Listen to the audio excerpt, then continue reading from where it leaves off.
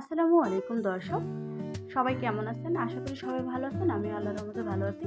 তো আজকে আবার একটা ধামাকা নাস্তার রেসিপি নিয়ে আসছি। আশা করি ভালো লাগবে। তো কথা বাড়াবো না, চলুন দেখতে থাকুন। বলতে বলতে সব রেসিপি বলবো আপনাদের। তো প্রথমে আমি এখানে 2 কাপ ময়দা নিব। আপনারা চাইলে আটাও নিতে পারেন, আবার আটা ময়দার পরিমাণটা বাড়িয়েও নিতে পারেন। তো এখানে আমি দিয়ে দিলাম টেস্ট অনুযায়ী লবণ, আর এখানে আমি অ্যাড করব ইস্ট। এই নাস্তাটা ইস্ট একদমই দেওয়া লাগবে, তা না হলে কিন্তু এই নাস্তাটা হবে না। তো এখানে আমি 2 টেবিল চামচ ইস্ট দিয়ে দিলাম। তো 2 কাপ ময়দার জন্য 2 টেবিল চামচ ইস্ট যথেষ্ট, আর লাগবে না। তো চেষ্টা করবেন ভালো একটা ব্র্যান্ডের ইস্ট নেওয়ার জন্য, তাহলে কিন্তু একদম নাস্তাটা ফুলবে, ভালো হবে, সুন্দর একটা স্মেল পাবেন। তো এখানে কিন্তু আমি একটু সুইটনেস ভাবের জন্য সুইটনেস লাগবে, তাই এখানে 3 টেবিল চামচ আমি চিনি অ্যাড করলাম। আপনারা চাইলে চিনিটা স্কিপ করতে পারেন, কোনো অসুবিধা নেই। তো এখন আমি সবগুলা দিয়ে ভালো করে মিক্স করে নেব। এই নাস্তাটা অনেক হেলদি একটা নাস্তা, বাচ্চাদের টিফিনে বা সকালে ঝটপট ভেজে মানে আপনার হাজব্যান্ডদের অফিসে দিতে পারবেন। তো এখানে আমি কিন্তু দিয়ে দেবো লিকুইড দুধ, গরম করা, মানে কুসুম গরম করা। আপনারা চাইলে দুধের পরিবর্তে আপনারা এখানে যে কুসুম গরম পানিটা অ্যাড করতে পারেন, কোনো অসুবিধা নেই। তো আমি এখানে কিন্তু দিয়ে দিলাম, মানে হাফ কাপের মতো ওই দুধ হবে, ওইটাই দিয়ে দেবো, আর লাগবে না এখানে। আপনারা বুঝে শুনে দিবেন, কারণ সব তো আর বলে বোঝানো যায় না, একটু চোখের আইডিয়া করে সব বোঝা যায়। তো এইভাবে কিন্তু আমি ভালো করে মথে নিব।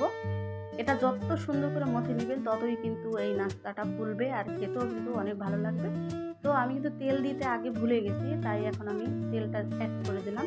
আপনারা চাইলে এখানে তেলের পরিবর্তে ঘি বা বাটার অ্যাড করতে পারেন। আমার কাছে ঘিয়ের যে একটা স্মেল আসে, কেমন একটা, মানে দুধের একটা, ওইটা আমি নিতে পারি না, তাই আমি দিলাম না। তো এটাকে আমি আধা ঘন্টার জন্য রেস্টে রেখে দেবো। এখন আমি একটা এখানে ডিম নিয়ে নিব, আর এই নাস্তাটার জন্য একটা ডিম লাগবে, একটার বেশি লাগবে না।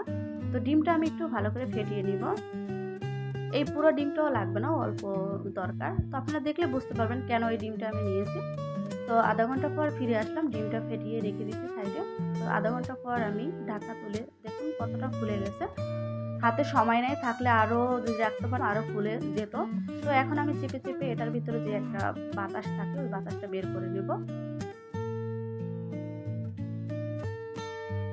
তো এখন আমি এটাকে একটা ফিরিতে নিয়ে নেব। তো ছোট ছোট করে লেচি কেটে নেব।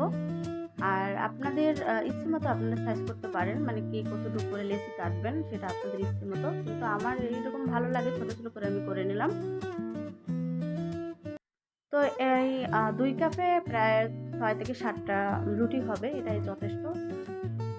আর আমার ভিডিওটা আজকে একটু লাইট ডিপ হয়েছে, কারণ বাসায় কারেন্ট চলে গেছিলো ভিডিও করার টাইমে। প্লিজ কেউ কিছু মনে করবেন না। তো এখানে কিন্তু আমি একটু আটা নিয়েছি, তারপরে চেপে চেপে হাত দিয়ে তারপর আমি একটা রুটি তৈরি করে নেব। এভাবে সবগুলো তৈরি করে নেব, কিন্তু আপনারা হাত দিয়েই করবেন। কোনোরকম বেলুন লাগানোর দরকার নেই, যে রুটি বেলে যে বেলুনগুলো, ওটা দরকার নেই, শুধু হাত দিয়ে চেপে চেপে দিলে এটা হয়ে যাবে। তো দেখুন একটা কিন্তু আমার রুটি তৈরি করা শেষ, আর রুটিটা কিন্তু অনেকটাই মোটা হয়েছে। এভাবেই রাখতে হবে এই নাস্তাটা।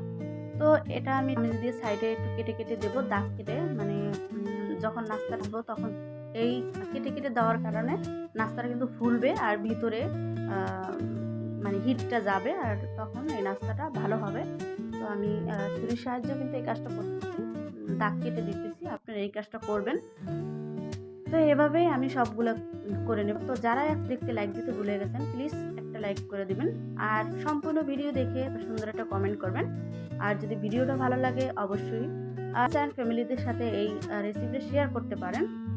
তো এখানে আমি এই যে সেই ডিমটা যে ফেটিয়ে রেখেছিলাম সেটা এখন দিয়ে দেবো, আমার এই কাজে লেগেছে। এখন তো আপনারা দেখলেই বুঝতে পারতেছেন, এটা অপশনাল, আপনারা ডিমটা চাইলে দিতে পারেন, আর বাচ্চাদের ভালো লাগবে বা বড়দেরও ভালো লাগবে এই ডিমটা দিলে। তো এভাবে ব্রাশ দিয়ে আমি লাগিয়ে নিব, আর সবগুলো রুটি এক সেম করে আমি বানিয়ে নিব। আপনারা তো দেখলেই বুঝতে পারবেন। দেশ এবং দেশের বাইরে থেকে যারা এই মুহূর্তে ভিডিওটা দেখছেন তাদেরকে অসংখ্য ধন্যবাদ। আর এভাবে সবগুলো আমি ভেজে নেব অফ ক্যামেরায়, বানিয়ে নেব। তো চুলাতে আমি এখন চলে যাব ভাজতে। তো চুলাতে আমি কিন্তু একটা প্যান বসাই দিলাম। এখানে কিন্তু আমি তেল অ্যাড করে দিয়েছি। এখানে বেশি তেল লাগে না। তো আপনারা চাইলে এখানে ঘি বা বাটার দিতে পারেন। আমি শুরুতেই বলছি ঘি বা বাটারের স্মেলটা আমার ভালো লাগে না, তাই আমি দিই নাই। এখানে তেলটা দিয়েও ভাজা যায়। আর এই নাস্তাটা ভাজতে বেশি তেল লাগে না। তো এখানে আমি কিন্তু উপর থেকে আবার একটু ব্রাশ করে দিলাম ডিমটা। এখন আমি উল্টে নেব।